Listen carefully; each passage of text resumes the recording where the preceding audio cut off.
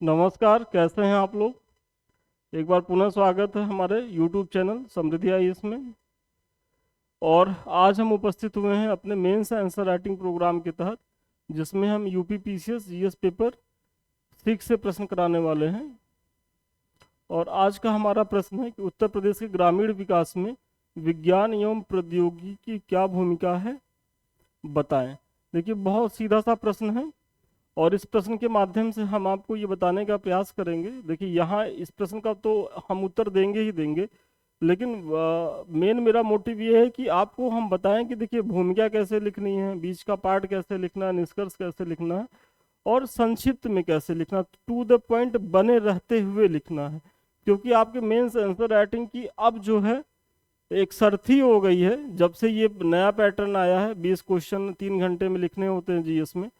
तो यहाँ आपको सबसे पहले तो टाइम मैनेजमेंट बहुत जरूरी, समय प्रबंधन बहुत आवश्यक है। यदि ये चीजें आप नहीं कर पा रहे हैं तो विश्वास मानिए आपका प्रश्न छूटेगा। और यदि प्रश्न छूटेगा तो वो है आप फिर तो मुख्य परीक्षा आपका निकलने से रहा नहीं। और दूसरी चीज है, ये प्रश्न ना छूटे और कैसे हम सारे प्रश्नों को लिख लें, तो उसके लिए यही होगा कि आप जो है भूमिका निष्कर्ष को संक्षेप में लिख करके मेन बॉडी को आप डिटेल से बता दें। जहां आपको लगे आप वहां थोड़ा सा वाक्य मतलब पैराग्राफ में जाइए, और पैराग्राफ भी आपका 4 लाइंस 5 लाइन से ज़्यादा नहीं होना चाहिए, पहली चीज़। फिर आपको लगे तो थोड़ा सा आप पॉइंट पॉइंट में भी चले जाइए। लेकिन जनरली बच्चे क्या करते हैं कि पॉइंट में ही आंसर लिखने लगते हैं, तो ये भी अप्रोच गलत है। आपको बैलेंस मूड में, यदि 12 अंक का प्रश्न है तब तो आप जो है 4-5 लाइन का पैराग्राफ बनाते हुए लिखिए और कहीं कहीं पॉइंट दीजिए, या आप डायग्राम बना सकते हैं, चार्ट बना सकते हैं, इस तरीके का प्रयोग कर सकते हैं। लेकिन अगर आप अपने उत्तर को केवल पॉइंट पॉइंट में लिख रहे हैं तब भी आपके लिए बहुत घातक है। और पिछला जो अभी रिजल्ट आया है आप लोगों ने देखा होगा कि पॉइंट पे जो है वो उस तरीके से अंक नहीं मिलता, क्योंकि ये मुख्य परीक्षा है। यहाँ कुछ तो आपसे अपेक्षा की जाती है, कुछ तो आप जो है वो विश्लेषण करिए, कुछ तो आप अपना विचार दीजिए। क्योंकि पॉइंट तथ्य तो आप प्रीलिम्स में पढ़ के आए ही हैं, तो इसका ध्यान रखना है। तो चलिए बिना समय गंवाए आइए देखते हैं प्रश्न के बारे में।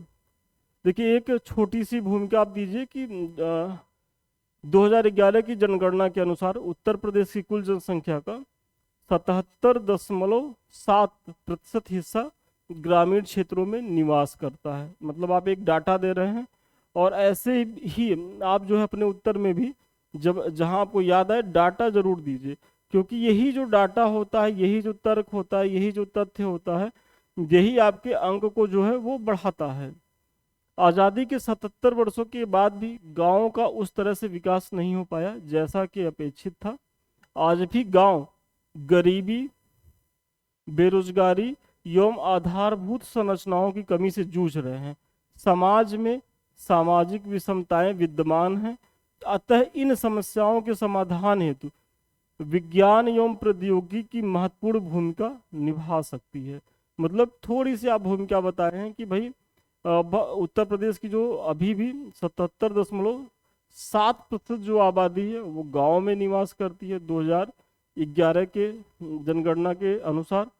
दूसरी चीज, अगर ग्रामीण आप मतलब वहाँ की सोसाइटी को देखेंगे, अर्थव्यवस्था को देखेंगे, तो अभी भी काफी पिछड़ापन आपको देखने को मिलेगा। फिर आप ये भी बता रहे हैं कि इन पिछड़ेपन को दूर करने में विज्ञान एवं प्रौद्योगिकी महत्वपूर्ण भूमिका निभा सकती है। मतलब आप जो है भूमिका में ही जो है अपने मूल प्रश्न पे उतर आए हैं। अब सूचना एवं संचार प्रौद्योगिकी की भूमिका, मतलब उत्तर प्रदेश के विकास में, ग्रामीण विकास में। तो सबसे पहला, टेलीविजन, इंटरनेट, सोशल मीडिया आदि ने सूचनाओं को तीव्र गति से ग्रामीण क्षेत्रों में प्रसार किया है, जिससे यहाँ के लोग न केवल देश दुनिया की घटनाओं से परिचित हो रहे हैं, बल्कि अपनी सामाजिक आर्थिक हितों के लिए भी मुखर हो रहे हैं। सबसे पहले तो आप इंटरनेट को दीजिए, टेलीविजन जो है, इंटरनेट है, इन सब की भूमिका को आप बताइए कि किस तरीके से ये जो है ग्रामीण स्तर तक पहुंच गए हैं। और जब से स्मार्टफोन आया तब से तो भाई हर व्यक्ति जो है इंटरनेट लेके अपने मोबाइल में घूम रहा है, एक तरीके से मिनी कंप्यूटर लेकर के। और इसके द्वारा वो देश दुनिया की जो महत्वपूर्ण घटनाएं हैं उनसे वो परिचित हो रहा है, जो न्यूज है उनको वो जान रहा है, और अपने अधिकारों को लेकर के वो काफ़ी मुखर हुआ है। तो ये सारी चीज़ें आप दिखाइए पहले पॉइंट में।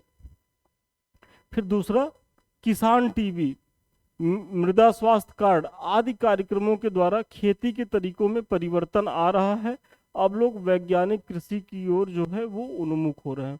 देखिए, चूंकि आप सभी जान रहे होंगे कि चूंकि अब टेलीविजन का प्रसार या मोबाइल से लोग जो है वो अपने काम की चीज़ें देख ले रहे हैं, और इस समय तो यूट्यूब की बहुत महत्वपूर्ण भूमिका हो गई है।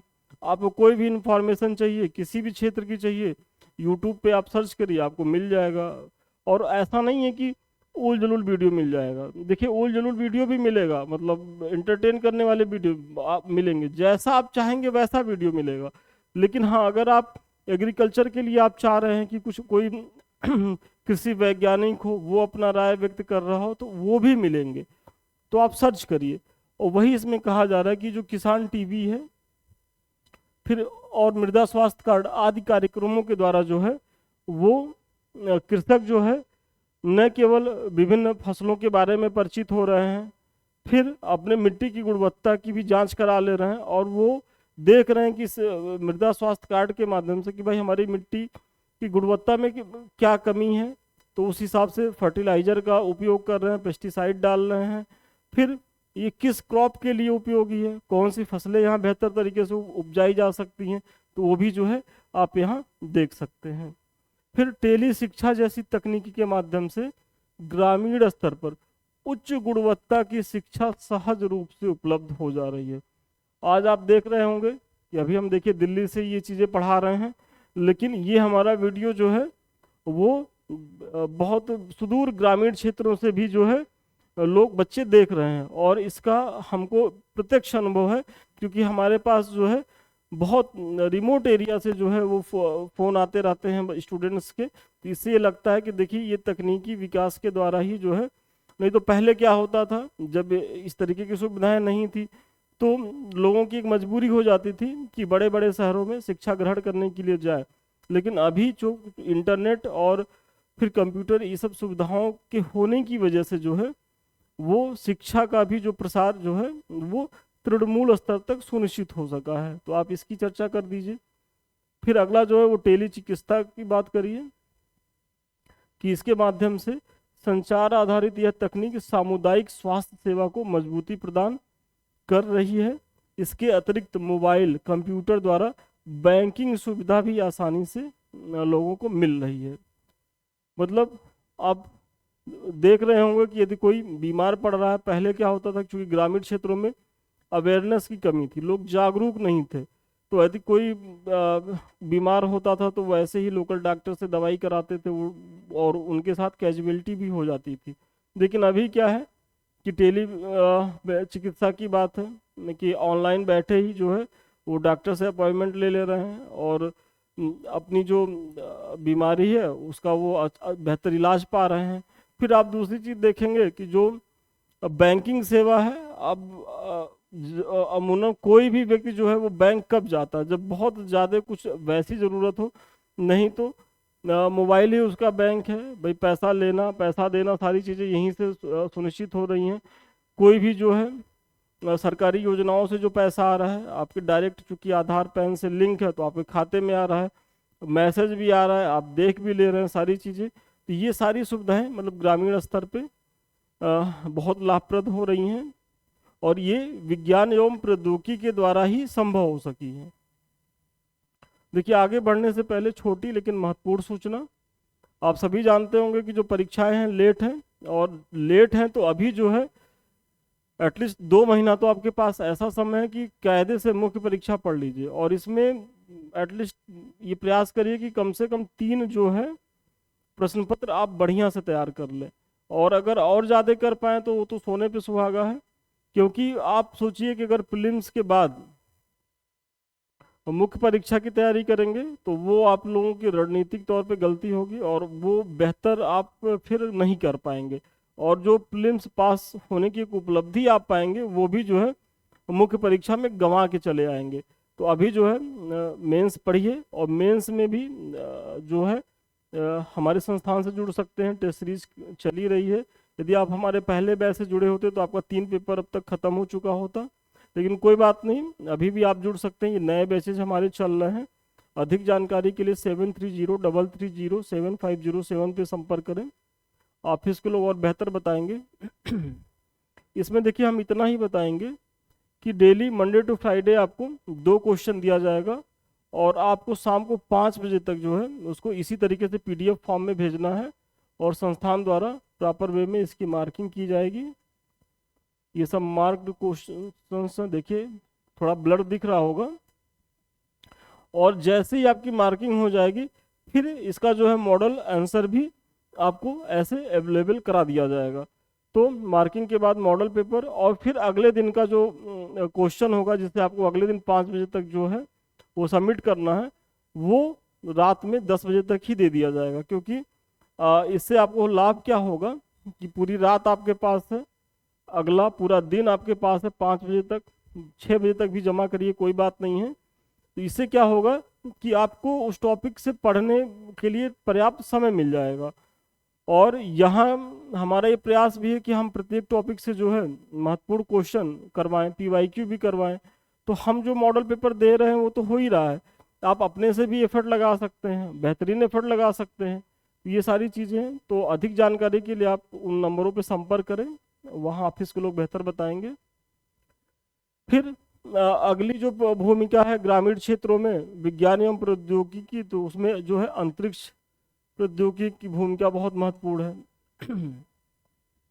कि इसके माध्यम से मौसम की सटीक जानकारी उपलब्ध हो जाती है, जिससे न केवल प्राकृतिक आपदाओं से जान माल की सुरक्षा सुनिश्चित हो रही है, बल्कि उसी अनुरूप कृषि पैटर्न का विकास भी हो रहा है।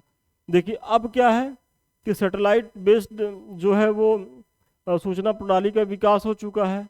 पहले अगर कोई मौसम पूर्वानुमान होता था तो जनरली वो गलत ही होता था, लेकिन अभी हाल ही में मनमोहन सिंह की सरकार में इसको लेकर के अमेरिका से भारत ने करार किया, और वहाँ की तकनीक का प्रयोग करते हुए बहुत ही सटीक जानकारी उपलब्ध करा रही है। और इससे ये है कि अगर कब बारिश होनी है, कब मौसम सही रहेगा, किस मात्रा में होनी है, कब सूखे की स्थिति उत्पन्न हो रही है, तो ये सारी जानकारियाँ आपको मिल जा रही हैं। तो सबसे बड़ी चीज़, इससे जो जान माल का खतरा होता था, भाई यदि कोई आपदा आ रहा है, कोई तूफान आ रहा है, तो उससे लोग बच जा रहे हैं, तो जान बच रही है। फिर अब उन तूफानों से निपटने के प्रयास हो रहे हैं, बाढ़ सूखा से को नियंत्रित करने के प्रयास हो रहे हैं।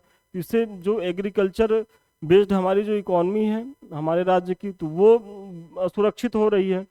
ये सारी चीज़ें किससे हो रही, तो विज्ञान प्रौद्योगिकी की ही भूमिका से हो रही, तो आप इसका भी उल्लेख करें। फिर जियो टैगिंग के जरिए निर्माण परियोजनाओं की सटीक जानकारी तथा इनाम परियोजनाओं के द्वारा ग्रामीण स्तर पर कृषि वस्तुओं के लिए एकीकृत राष्ट्रीय बाजार भी उपलब्ध कराया जा रहा है। मतलब अब हमारे जो किसान हैं वो ऐसा नहीं है कि एक किसान जो है अपना प्रोडक्शन कर रहे हैं अनाजों का, और बिचौलिए जा करके उनको औने पौने दाम पे उनके उत्पाद को खरीद ले रहे हैं। अब सरकारें जो हैं और बहुत ज़्यादा किसानों के हित के लिए अवेयर हो चुकी हैं, और वो ऐसे प्रयास कर रही हैं कि उनको ऑनलाइन माध्यम से जोड़ करके उनको न केवल राज्य स्तरीय बल्कि अंतर्राष्ट्रीय राष्ट्रीय बाजारों से भी जोड़ने का प्रयास कर रही हैं। और जो ये ई नाम परियोजना है या ई मंडी इसी के तहत आता है, ये सब बहुत ही महत्वपूर्ण पहले हैं कि कृषक को अपने उत्पादों के लिए बाजार सुनिश्चित हो रहे हैं। तो आप इनकी भी चर्चा करें और ये क्यों संभव हो सके हैं, तो इसमें भी विज्ञान और तकनीकी की ही भूमिका है। फिर भुवन मनरेगा जो GPS पर आधारित है, मनरेगा के संबंध में समस्त जानकारियां रियल टाइम उपलब्ध करा रहा है। मतलब अगर ग्रामीण स्तर के विकास में कोई काम हो रहा है तो उसको मॉनिटर भी अब बहुत आसानी से किया जा रहा है। जो नोडल एजेंसियां हैं वो GPS सिस्टम के द्वारा एग्जैक्ट मॉनिटरिंग कर ले रही हैं, और जो कमी है वो बता रही हैं, यदि उसमें कुछ खामियां हैं तो वो बता रही हैं। और साथ ही साथ अगर कुछ लापरवाही हो रही है तो उस लापरवाही से सख्ती से निपटा जा रहा है, और जो भी संबंधित अधिकारी प्राधिकारी उसको उसमें संलिप्त पाया जा रहा है उनके प्रति कार्रवाई भी हो रही है। तो ये सारी चीज़ें मतलब जो है वो विज्ञान एवं प्रौद्योगिकी के द्वारा ही संभव हो सकी है। और इसी तरीके से आप देखेंगे कि जो इधर 15-20 सालों में मतलब 2000 के बाद जो ग्रामीण स्तर पे जो आधारभूत संरचनाओं का विकास हुआ है वो इसके पहले पूरे 50 साल में नहीं हो पाया। उसके पीछे का एक बड़ा कारण यही था कि विज्ञान और प्रौद्योगिकी का प्रयोग हम उस तरीके से नहीं कर पा रहे थे। भाई इंटरनेट का प्रयोग हो, चाहे कंप्यूटर लैपटॉप मोबाइल का प्रयोग हो, ये सब 2000 के बाद ही ज़्यादा प्रभावी हुए हैं। तो उनकी भूमिका आप इस तरीके से बता दीजिए। फिर जैव प्रौद्योगिकी की भूमिका बताइए कि जैव प्रौद्योगिकी के विकास द्वारा जैव उर्वरकों के प्रयोग को बढ़ावा मिल रहा है। इसके साथ ही ग्रामीण स्तर पर उन्नत बीजों के विकास, खाद्य संस्करण में भी इसकी ये सारी प्रसंस्करण होगा, आप लोग इसको सही कर लीजिए। खाद्य प्रसंस्करण में भी इसकी महती भूमिका है जो कृषकों के आर्थिक रूप से सशक्त बना रही है। भाई पहले क्या होता था कि आलू, सपोज करिए कि उत्तर प्रदेश में आलू का प्रोडक्शन सबसे ज़्यादा होता है। कृषक जो है आलू उत्पादित किया और उसको जो है बहुत जल्दी ही उसको बेचने का मतलब भय सताता रहता था कि यदि ज़्यादा समय रह गया तो आलू हमारे सड़ जाएंगे, क्योंकि कोल्ड स्टोरेज की वो व्यवस्था नहीं थी। दूसरी चीज़, चूँकि खाद्य प्रसंस्करण उद्योग की जो है वो अधिकता नहीं थी, तो इससे जो है उत्पाद को संरक्षित नहीं किया जा सकता था। और ये सारी चीज़ें जो है अब बहुत बड़े पैमाने पे हो रही हैं। भाई अगर टमाटर का उत्पादन हो रहा है तो अब उससे जो है केचप बनाए जा रहे हैं। तो ये सारी चीज़ें जो हैं वो एक तरीके से कृषकों के लिए तो लाभदायक है ही हैं, लेकिन ये लाभदायक स्थिति में पहुंचाया किसने? तो वही विज्ञान और तकनीक ने। तो आप इसका भी उल्लेख करें। जैव ईंधन एवं जैव ऊर्जा का प्रयोग बढ़ रहा है, जो स्वच्छ पर्यावरण के लिए भी बेहद जरूरी है। अब आप देख रहे होंगे कि जैव बायो फ्यूल की बात होती है, जैसे जेट्रोफा का जो पौधा है, करंज का जो पौधा है, उसके माध्यम से। फिर गन्ने की खोई से एथेनॉल बनाए जा रहे हैं। और आप लोगों को जानकारी होगी ही कि जो है पेट्रोल में जो है कुछ मात्रा में एथेनॉल भी मिलाए जा रहे हैं अब। तो ये सारी चीज़ें कृषकों की स्थिति को बेहतर कर रही हैं, मतलब ग्रामीण अर्थव्यवस्था को तो बढ़ा ही रही हैं, क्योंकि ये सब डायरेक्ट ग्रामीण क्षेत्रों से जुड़ी हुई गतिविधियां हैं। तो अर्थव्यवस्था तो सुधार हो ही रहा है, साथ ही साथ एक तरीके से विज्ञान और प्रौद्योगिकी की भूमिका भी बढ़ रही है। मतलब ये अर्थव्यवस्था में सुधार हुआ है तो किसके माध्यम से? विज्ञान और प्रौद्योगिकी के द्वारा ही तो संभव हो सका है। ये तो पहले भी गन्ना का प्रोडक्शन होता था, लेकिन एथेनॉल नाम की चिड़िया की जानकारी नहीं थी, तो वो उसका कोई उपयोग नहीं हो पाता था। भाई जेट्रोफा का पौधा ऐसा नहीं कि वो अभी 10-20 सालों में उगना शुरू हुआ, पहले भी उगता था, लेकिन जानकारी नहीं थी। लेकिन चीज़ें जब उसका उपयोग होने लगा फ्यूल के माध्यम से, मतलब खोजें हुई, तो उसका प्रयोग भी बढ़ने लगा। तो आप इसका भी उल्लेख कर दें। फिर इस प्रकार उपयुक्त विवरण के आधार पर कहा जा सकता है कि विज्ञान एवं प्रौद्योगिकी ग्रामीण विकास में बहुआयामी भूमिका का निर्वहन कर रही है, एवं ग्रामीण समृद्धि का जो है वो मार्ग भी प्रशस्त कर रही है। तो ठीक है, निष्कर्ष में बहुत शब्द नहीं देना, मैंने पहले ही बताया है, बहुत छोटा सा निष्कर्ष दे दें। तो चलिए, आज के प्रश्न का उत्तर यहीं तक था। मुझे बहुत विश्वास है कि इसके माध्यम से आपको न केवल एक प्रश्न का जो है फॉर्मेट मिल रहा है, बल्कि प्रश्न को लिखना कैसे है, कैसे भूमिका लिखनी है, कैसे बीच का पार्ट लिखना है, कैसे निष्कर्ष लिखना है, इसके बारे में भी हमको सिखा पाए होंगे। अभी जाइएगा नहीं, एक लास्ट में महत्वपूर्ण सूचना ये भी है। देखिए, ये हमारे समृद्धि आईएएस का टेलीग्राम चैनल है। आप लोग इससे इसलिए जुड़िए क्योंकि यहाँ आपको आपकी परीक्षा से उपयोगी बहुत सी जानकारियाँ जो हैं वो एकदम निःशुल्क प्रोवाइड कराई जाती हैं। तो इसे तो जुड़िए ही, और साथ ही ये हमारे समृद्धि आईएएस का यूट्यूब चैनल है जिससे हम आप रूबरू हो रहे हैं। इसे आप लोग लाइक करिए, शेयर करिए, यदि सब्सक्राइब नहीं किया तो सब्सक्राइब कर लें। और ये हमारे संदीप मिश्रा ऑफिशियल, मतलब ये हमारा सेकंड चैनल है। आप लोग इससे इसलिए भी जुड़िए क्योंकि हम यहाँ भी टाइम टू टाइम जो है आपकी परीक्षा से उपयोगी बहुत सी जानकारियाँ लेकर के आते रहते हैं। और सबसे लास्ट में 7303307507, ये हमारा कॉन्टेक्ट नंबर है।